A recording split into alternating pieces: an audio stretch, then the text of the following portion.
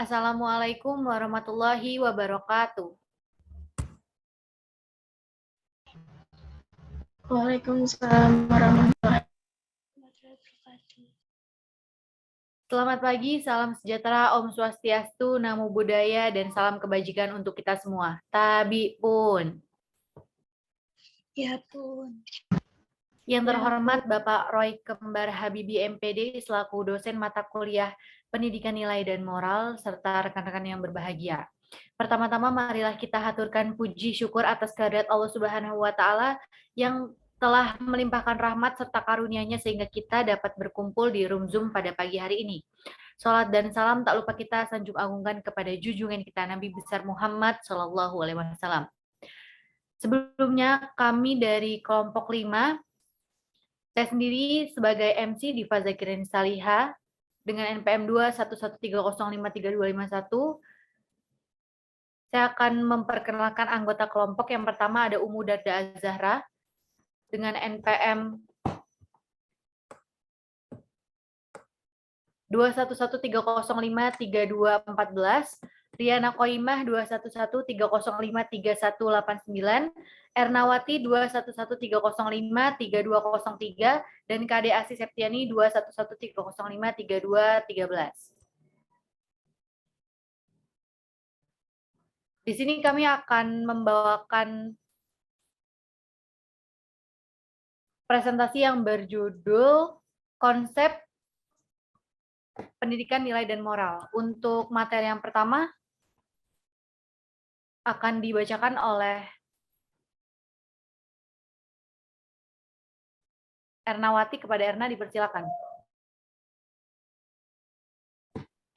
Baik, terima kasih moderator. Untuk materi yang pertama adalah pendidikan nilai dan moral dalam lingkup sekolah dan masyarakat.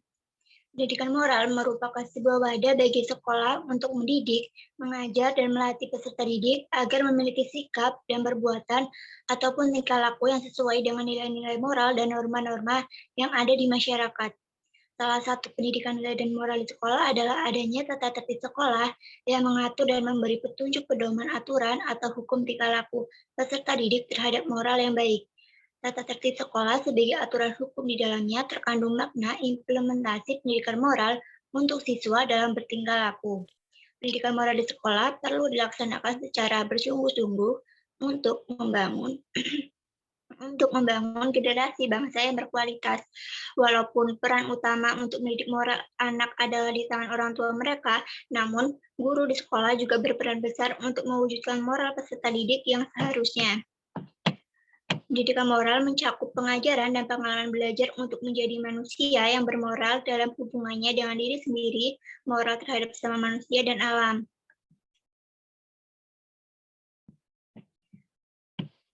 Sebelumnya pendidikan nilai dan moral tidak bisa dipisahkan dari lingkup masyarakat. Pendidikan nilai dan moral memiliki pengaruh penting dalam pembentukan moral dalam masyarakat. Pada lingkup masyarakat, pendidikan nilai dan moral merupakan hubungan benar dan salah perilaku manusia ataupun individu yang sesuai dengan standar perilaku yang tepat pada kelompok atau masyarakat tersebut. Moral pada masyarakat dapat mencerminkan kepribadian suatu negara. Dalam masyarakat yang serba permisif, nilai dan moral banyak diwarnai oleh lahirnya moral buruk pada perkembangan diri anak seperti permusuhan, kekerasan, kebohongan, ketidakadilan, ketidaktaatan, dan sebagainya. Hal itulah yang menjadikan pendidikan nilai dan moral penting di lingkup masyarakat untuk menanggulangi nilai dan moral buruk yang sulit dihindari di masyarakat. Pendidikan nilai dan moral yang ditanamkan pada peserta didik sekarang ini akan memiliki pengaruh yang cukup besar pada masyarakat yang akan datang. Salah satunya adalah ditanamkannya sopan santun yang merupakan sikap dan perilaku yang berkaitan dengan cara bertindak dan bertutur yang sesuai dengan adat istiadat serta norma yang berlaku dalam masyarakat tersebut. Baik, materi yang selanjutnya akan dibacakan oleh rekan saya, Kade Asi Septiani. Kepada Kade, dipersilakan. Baik, terima kasih. Di sini saya akan menyampaikan materi tujuan dan fungsi pendidikan nilai dan moral dalam lingkup sekolah dan masyarakat.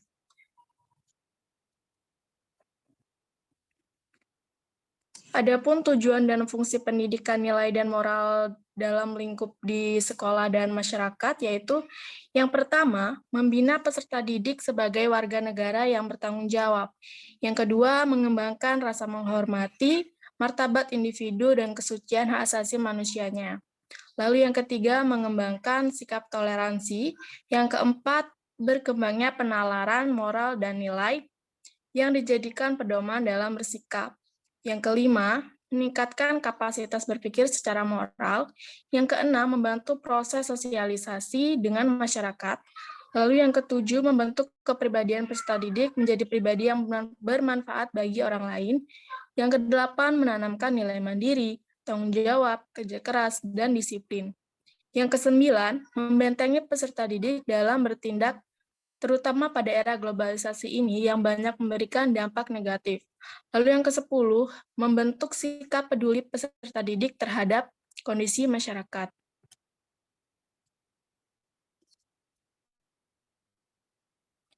Lalu implementasi pendidikan, nilai, dan moral dalam lingkup sekolah. Usaha pembentukan watak melalui sekolah bisa dilakukan melalui pendidikan nilai dengan langkah-langkah sebagai berikut. Yang pertama, menerapkan pendekatan modeling atau exemplary atau uswasana. Yang kedua, menjelaskan atau mengklarifikasikan kepada peserta didik secara terus-menerus tentang berbagai nilai yang baik dan juga buruk. Yang ketiga, menerapkan pendidikan berdasarkan karakter atau karakter-based education.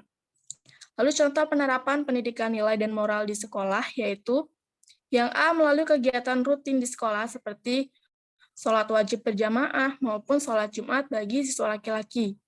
Yang B, sekolah wajib memfasilitasi siswa untuk beribadah. Yang C, memberikan hukuman bagi siswa yang melanggar peraturan sekolah. Yang D, memberikan penghargaan pada siswa yang menaati peraturan sekolah ataupun berprestasi.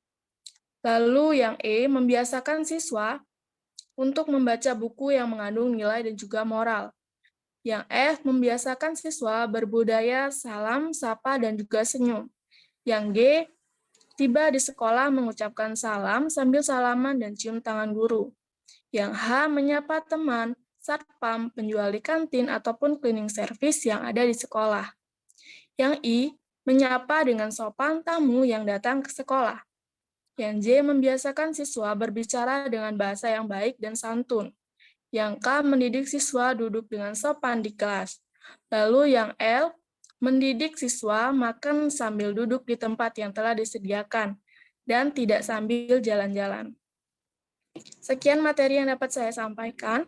Materi selanjutnya akan disampaikan oleh Saudari Ummu Darda Azhara. Kepadanya saya persilahkan.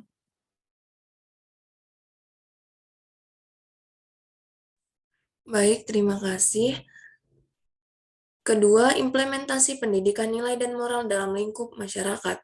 Contoh penerapan pendidikan nilai dan moral di masyarakat yaitu membiasakan gotong royong, misalnya membersihkan halaman rumah masing-masing, membersihkan saluran air, menanami perkarangan rumah. Yang kedua, membiasakan anak tidak membuang sampah dan meludah di jalan, merusak atau mencoret-coret fasilitas umum. Yang ketiga, menegur anak yang melakukan perbuatan yang tidak baik. Yang selanjutnya, menghormati sesama manusia, tua atau muda. Yang kelima, membukakan badan ketika melewati orang yang lebih tua. Selanjutnya, menyantuni anak yatim piatu di panti asuhan atau luar panti. Selanjutnya, berperilaku sopan terhadap siapapun dan dimanapun. Dan yang terakhir, memberikan pembelajaran untuk anak-anak di jalan.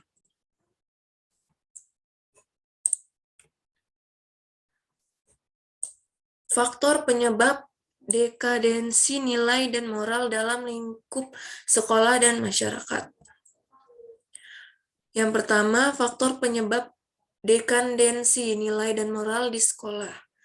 Yang pertama, faktor dari mencari perhatian. Kedua, faktor broken home. Ketiga, faktor latar belakang keluarga menengah ke bawah.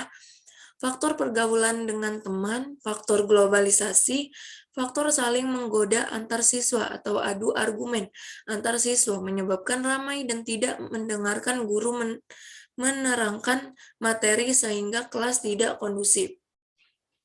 Faktor kehilangan atribut atau buku pelajaran dan lupa memakai atribut ataupun buku pelajaran sehingga siswa tidak mengenakan atribut lengkap dan tidak membawa buku pelajaran.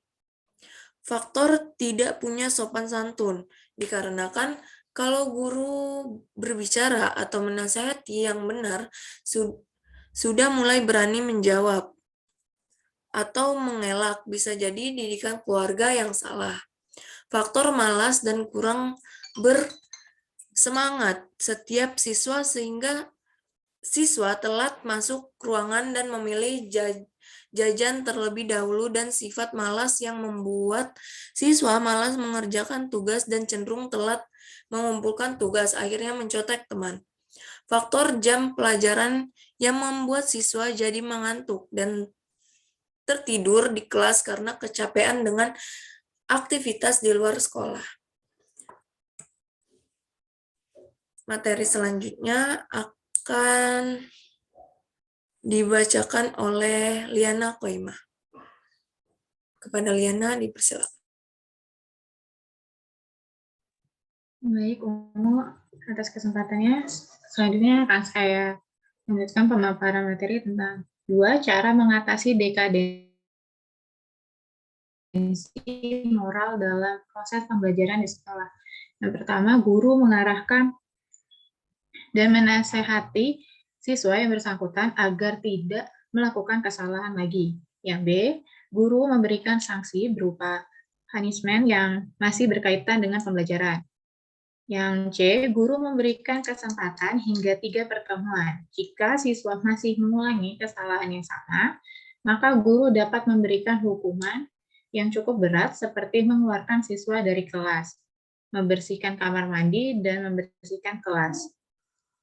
Yang D, jika krisis moral yang telah terjadi sudah terlalu fatal, siswa diminta untuk berbicara dengan guru yang bersangkutan, kemudian diselesaikan dengan campur tangan BK, wali kelas, dan juga kepala sekolah. Next.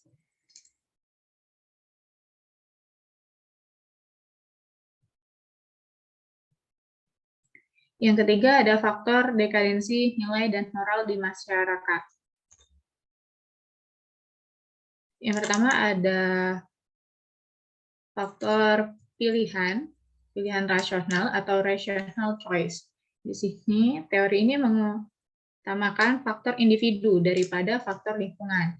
Kejatuhan moral beberapa remaja bersifat sukarela. Lalu yang B, kekacauan sosial atau social disorganization, di mana orang yang positif seringkali mengutamakan faktor budaya yang dapat menyebabkan kemerosotan moral pada remaja. Lemahnya mekanisme kontrol orang tua dan guru menjadi akar penyebab hilangnya keharmonisan sosial. Lalu yang ketiga ada strain. Teori ini dikemukakan oleh Merton, kuncinya adalah tekanan sosial yang besar. Misalnya kemiskinan menyebabkan sebagian anggota masyarakat memilih jalan pemberontakan, kejahatan, atau kenakalan remaja. Yang D ada differential asosiasi atau differential association. Menurut teori ini, kenakalan remaja adalah hasil dari asosiasi palsu. Anak-anak nakal bergaul dengan anak-anak yang nakal juga. Lalu ada stigma atau labeling. Adanya kenakalan yang diperbuat oleh seorang anak membuat orang tua memberikan mereka itu label nakal, sehingga anak benar-benar melakukan kenakalan karena label yang telah diberikan oleh orang tua mereka. Kemudian ada yang F, fenomena maskulin. Teori ini menganggap bahwa anak laki-laki lebih nakal daripada anak perempuan. Alasannya adalah bahwa kenakalan adalah kualitas atau pola budaya seorang pria, sehingga maskulinitas ini mengatakan wajar bagi seorang anak laki-laki itu nakal. Yang keempat ada langkah mengatasi dekadensi di masyarakat. Yang pertama ada langkah persuasif. Langkah persuasif yang dilakukan oleh masyarakat untuk mengatasi dekadensi moral generasi muda diwujudkan dalam bentuk komunikasi persuasif, yaitu saran, ajakan, himbauan, penggunaan spanduk atau poster dengan unsur persuasif atau himbauan, dan lain-lain untuk ke arah yang lebih baik. Kemudian yang kedua itu adalah langkah represif. Langkah represif masyarakat dalam mengatasi dekadensi moral remaja berupa sanksi adat dan pidana. Sanksi adat adalah sanksi yang diberikan kepada anak yang melakukan perbuatan tidak etis menurut aturan adat. Sedangkan sanksi pidana adalah sanksi yang dijatuhkan oleh penguasa kepada anak karena masyarakat menitipkan kasus anak tersebut. Mungkin sekian materi yang dapat saya sampaikan, saya kembalikan ke moderator.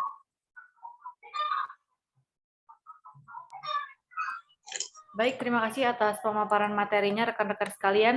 Jadi kesimpulannya adalah pendidikan moral merupakan suatu wadah bagi sekolah untuk mendidik, mengajar, dan melatih siswa agar mempunyai sikap dan berbuat atau bertingkah laku sesuai dengan nilai-nilai moral dan norma-norma yang ada di masyarakat.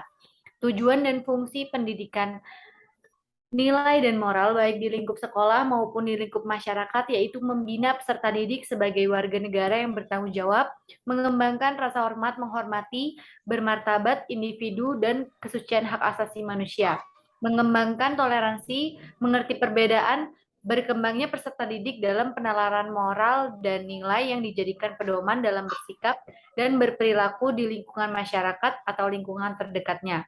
Meningkatkan kapasitas berpikir secara moral, membantu proses sosialisasi antar individu di dalam masyarakat, membentuk kepribadian peserta didik menjadi pribadi yang bermanfaat bagi orang lain, menanamkan nilai mandiri, bertanggung jawab, kerja keras, dan disiplin, membentengi peserta didik dalam bertindak, terutama pada era globalisasi yang banyak memberikan dampak negatif dan membentuk sikap peduli peserta didik terhadap kondisi masyarakat.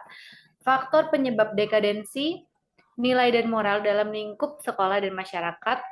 Dekadensi sendiri adalah pengikisan identitas yang terkait dengan merosotnya nilai-nilai agama, nasionalisme, nilai-nilai sosial budaya bangsa, dan perkembangan moral pribadi. Baiklah, itu tadi pemaparan materi dari kelompok 5 tentang konsep nilai moral. Kami meminta maaf jika ada kesalahan dalam penyampaian dan juga tutur kata yang mungkin tidak berkenan. Kami akhiri. Wassalamualaikum warahmatullahi wabarakatuh. Waalaikumsalam warahmatullahi wabarakatuh. Waalaikumsalam warahmatullahi wabarakatuh.